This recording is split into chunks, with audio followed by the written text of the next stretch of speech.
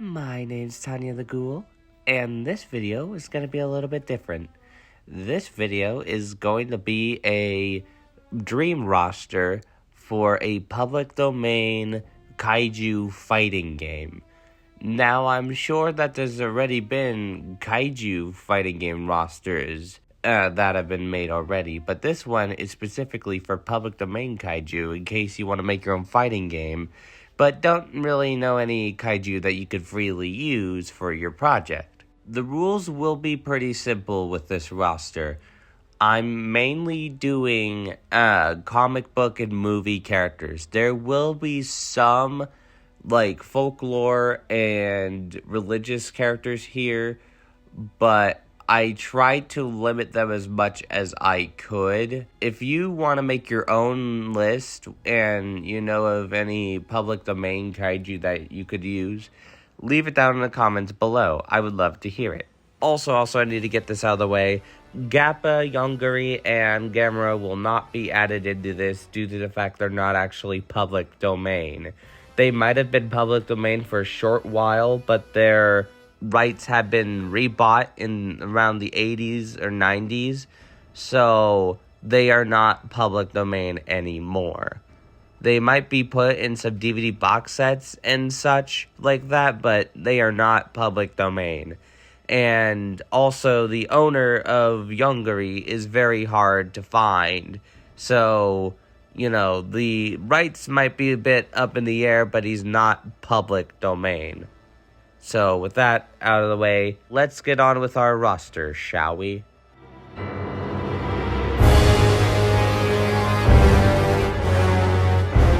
Now, of course, we gotta start with Gorgo. He's like the face of public domain kaiju, so it only makes sense to make him the mascot of our fighting game. And with most mascots, we're gonna make him a all-rounder. You know, he's evenly balanced, and he's got everything you need for, you know, when you're starting out in the game. And, you know, he's gonna be a lighter weight character too, so. And with our grappler, I was thinking of using the 1932 novel version of King Kong. But if you want something less risky, you can use Konga, who's basically like King Kong. Like, he's a giant ape who destroys cities. But anyways, point is, they would play like Donkey Kong, and they would be a grappler pretty much, and they would be a heavyweight character too, so. And for our rushdown, or flying rushdown, we have Reptosaurus, and they will be a medium weight character, and I see them being a little annoying, but still somewhat balanced, so, you know, like, they're a pretty good pick for rushdown, or flying rushdown in a way. Reptilicus. Oh, Reptilicus. They're gonna be a lighter weight footsies character. With that long neck, they could probably hit you at far ends of the map. They're gonna be really annoying to deal with, but, you know, I feel like they have other abilities too that you can possibly exploit. You know, like with their acid spit and such, I think you could find a way to exploit that and find their weakness, so. Next, we got Pulgasari, who's going to be a slow mobility tank.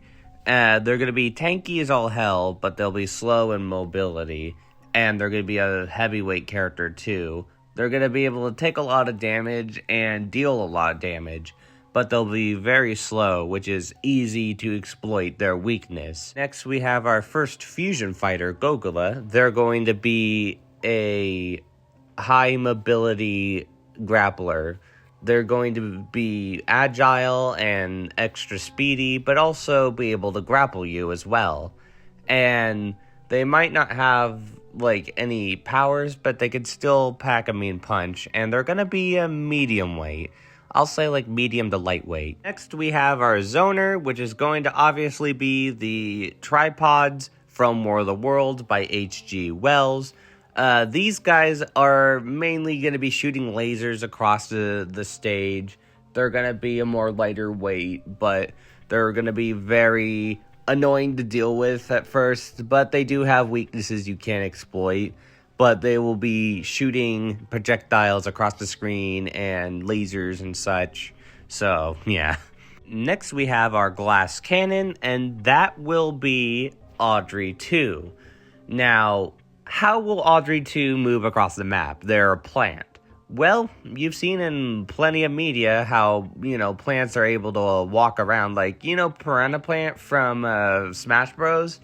I think that's how they would walk. Like, they would use their roots like tentacles and move around and wrap them around and such. Kind of like Biollante in the Godzilla game. I think that they would be a heavyweight, obviously, and they would be a glass cannon. They would do a lot of damage, but be very vulnerable too, because, well, they're a giant plant, but they'd still deal a lot of damage. So next up, we got our zone breaker, Marzo, who will be very scary to deal with, and I kind of see them as playing like Ganondorf from Smash Bros. Or something.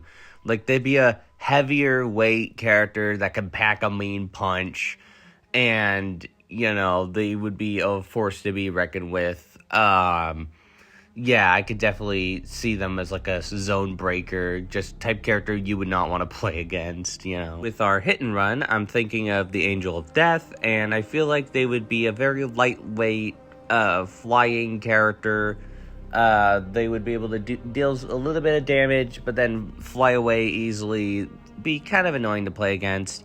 I'm thinking of having them play like the Mantis from War of the Monsters, if anyone remembers that. Next off, we got the Challenger, and with the Challenger, I'm thinking of making them a medium weight, mid-range zoner, which means that they could shoot projectiles across the screen, but not too far, like medium distance at least, and they would be a little bit more balanced, as opposed to the tripod. They would be a more beginner-friendly character. For our Dominator, I think we should have Cthulhu. I think they would be a perfect Dominator. I think they'd be a heavyweight character too. And they would have like a half-flying thing. Like, while Reptilicus and Angel of Death, like, they could fly 90% of the time, this guy can only do like 50%. Like, he has like a stamina meter, which means he could only fly for like a limited amount of time, but he would have like really scary abilities that would make people want to be cautious when fighting him and try to exploit the weaknesses and such. Like, I feel like he would be somewhat balanced, but a little bit broken just for the fun of it, Next off, we got the medium weight puppet fighter, the Venusian Terror. And reason why they're a puppet fighter is I believe they would use the UFOs to help them fight. Like, the UFO would like trip opponents and shoot lasers and such. And although the Venusian Terror would fight themselves, they would need a lot of help for the UFOs, since in the comics they use the UFOs to help them fight. Next off, we got the Avank from Arthurian legend, and I feel like they would be a animalistic shifter, meaning they would fight like an animal, like, say, Blanca from Street Fighter or Baraka from Mortal Kombat, and they would be able to turn invisible too.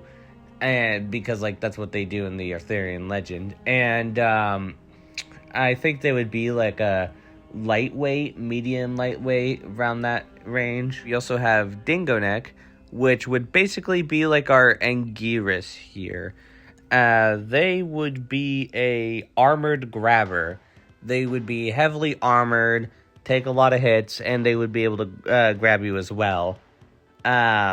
And I feel like they would also have a rolling move where they can like roll around the map, kind of like Anguirus in the Pipeworks Godzilla game. And they would also be a heavyweight character. Next, we have the four Guardians from Chinese mythology, and they would basically be like a Pokemon trainer type character where they would switch between different fighters. Like, the dragon would be more swift, be more of a lightweight.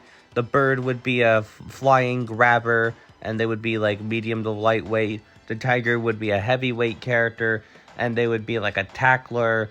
They would also be more animalistic. And then we have the snake turtle, which would be kind of like a puppet fighter. They would be medium to heavyweight. Next, we have the Gashadakuro from Japanese mythology, and they would be a mix-up character. Like, they're made of the souls of dead soldiers, and people who weren't able to pass in the afterlife. I feel like they'd have like different spiritual abilities. They'd be a very spooky fighter. And, I think they would also have like a disappear move where they could like teleport from one part of the map to the next. The possibilities are pretty endless with this guy. Also, I don't know what kind of weight they would be, so you can decide. Next off, we have the giant lunar moth. This being would be a very lightweight character. They would be a keep away character. Their whole thing would just be like to, take one hit and like just keep flying across the map and just be kind of annoying. But they would also be able to heal themselves too, but they can only do it like one time. And I feel like because of how light they are, they would be flying across the map faster than Angel of Death.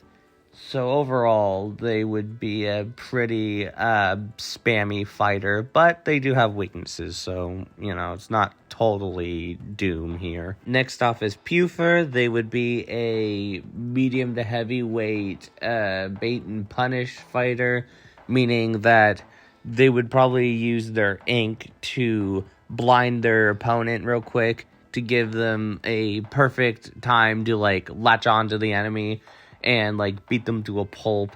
They would probably also squirt, ink on the floor, making the opponent slip up and fall, giving them perfect time to, latch onto them. Next off is Prometheus. They would be a stage control character. I feel like because of their electricity abilities, since they're pretty much a Frankenstein-type creature, they would have electricity abilities that could, force people to get closer to them and such, and be able to take over the map. They would be a heavyweight, obviously. And, you're probably wondering, wait, Prometheus? You mean the canceled Willis O'Brien character? How's that public domain? Well, the name Prometheus is from Greek mythology. And the idea of a kaiju-sized Frankenstein can be done, since Mary Shelley's Frankenstein is public domain. So therefore, you can make your own Prometheus. Just don't make it too much like the Willis O'Brien one. Next we have Spraw, the giant spider. They would obviously be a trapper, shooting their spider webs around to trap their enemies. And, they would be able to spit little spider sacks that would have their spider babies crawl out of them and all over the enemy, making them, stunned for a bit, giving them time to, trap them in a spider web, giving them perfect opportunity to, take them down like that. Also, they would be medium weight, so. Next, we have our unorthodox character, who's a heavyweight. This is the robot Scourger, and this one will be, different because they'll have a unique moveset. Unlike Gashukadoro, hard name to say, who's got a mix-up of the already established fighting moves, the fighting archetypes. This one will have completely new moves, and, it'll be hard to guess what they're about to do next. But, they still will have a weak point, so they're not completely indestructible. Then we have our Rushdown character, who will be a medium to lightweight. This is the Cockatrice. They will basically be fighting how you would expect a rooster, but, with a dinosaur tail too, so they could, whap you and stuff. And they could also shoot fire as well, but only in, small bursts. And they would pretty much be fighting when you see chicken fights. Second to last will be our heavyweight tanking all-rounder. They'll be beginner-friendly, essentially, but they'll have more health than Gorgo, due to the fact that they're a tank. But they'll have more user-friendly abilities. They can shoot ice, they can use a tail whap. They have, different abilities and such that you can play around with. And I feel like they would also have, echolocation kind of thing, since they look very whale-like too.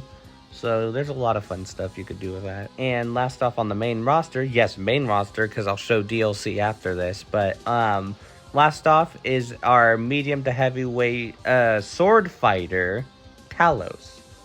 And they would be able to use a sword, like unlike these other characters that I've shown.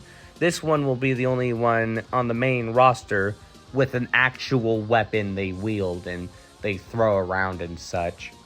And they would fight more like a human fighter would. They would also have a bit more health since they're basically a giant metal statue. So, you know, I think that'd be cool. And now it's time I show the DLCs.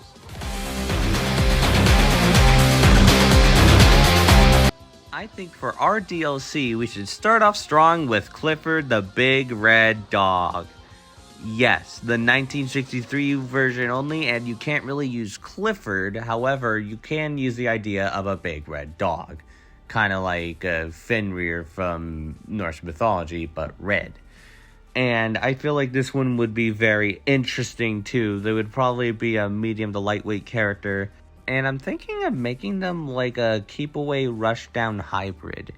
You know, because like while the main roster establishes the rules, the DLC breaks them. And that's why there's going to be much more goofier characters on this list, so bear with me. Still going strong and goofy, we have Baba Yaga's house, who will be a medium weight character.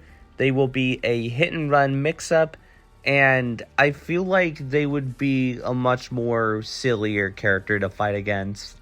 You know, I feel like Baba Yaga inside the house could, like, throw potions at the enemy, making them, like, combust or something. And the house itself can use its chicken legs to just run around the map and jump and such. Now we're getting into the first flying character of the DLC. This will be the Jabberwock. And they will be a flying footsies, which means they can, like, go up into the air and use their long neck to hit opponents, as well as their other long limbs. And, you know, I feel like they would have, like, very stretchy limbs, stretchy neck to, like, hit opponents around with, you know. Straying away from the goofiness for a bit, we have the four Perils, who will be an evil equivalent to the four Guardians, who are, like, the Pokemon trainer. And it would function similarly, but, you know, would be a dark equivalent, kind of like how you have Pit and Dark Pit in Smash Bros. Or Samus and Dark Samus. All of their weights will vary, but they all have, like, dark abilities and such. Next off, we have our beginner-friendly DLC character, the Monstroid.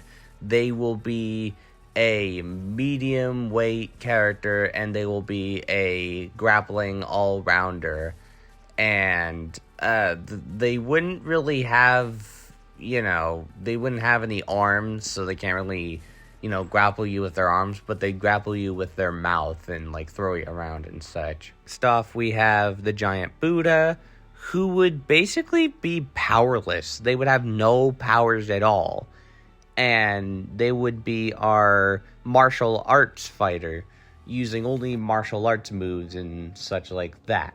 And they would be medium weight, at least. And I feel like they would have a bit more health since they're made of stone, but they'd still be easily taken care of if you caught them in the right time. Next off, we have the Claw, who would be a dominating, unorthodox character. They'd have their own moveset, but they would also be somewhat of a dominator too. They would have a larger presence, and they would also be heavyweight. They would use their abilities from the comics to affect, like, other opponents in battle. And to end off on a big bang here, we have Gigantus the Fire Monster. Now, technically, they're public domain. You're probably wondering, but Godzilla's not public domain. Yeah, I know, but Gigantus is, because the name Gigantus comes from mythology.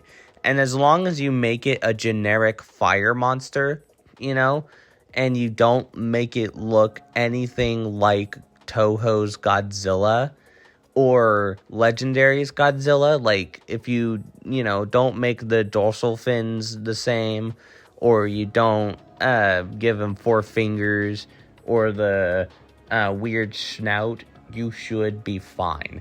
As long as it looks like a generic fire monster that shoots actual regular fire, not atomic blasts, actual flame fire, or maybe green flames or some other color, just not blue. And as long as you give them a generic monster roar and not his signature roar, you should be fine. You might need to see a legal professional, but, for what I know, Gigantus is perfectly fine to use. And you're probably wondering what they are. They'd be a zone-breaking tank character that shoots fire.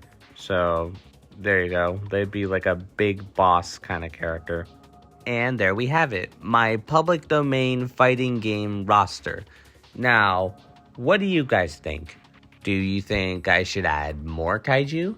Do you think I should add less? What kind of kaiju would you want me to add if this were to be a real thing? Please let me know in the comments below. And please like and share. It helps the channel a lot. But that was my video. I hope you enjoyed. Thank you for watching. I'll see you next time. Now I'm able to lay my cable